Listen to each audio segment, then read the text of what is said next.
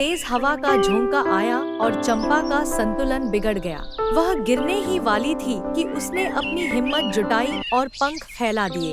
धीरे धीरे वह उड़ने लगी। पहले उसे थोड़ा डर लगा, लेकिन फिर उसे मजा आने लगा। अब चंपा आसमान में आजादी से उड़ रही थी।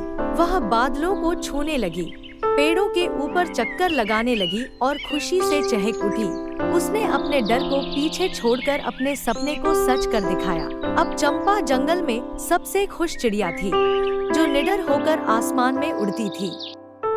इस कहानी से हमें यह सीख मिलती है कि कभी-कभी डर हमें रोकता है, लेकिन अगर हम हिम्मत करके कोशिश करें, तो अपने सपनों को पूरा कर सकते हैं।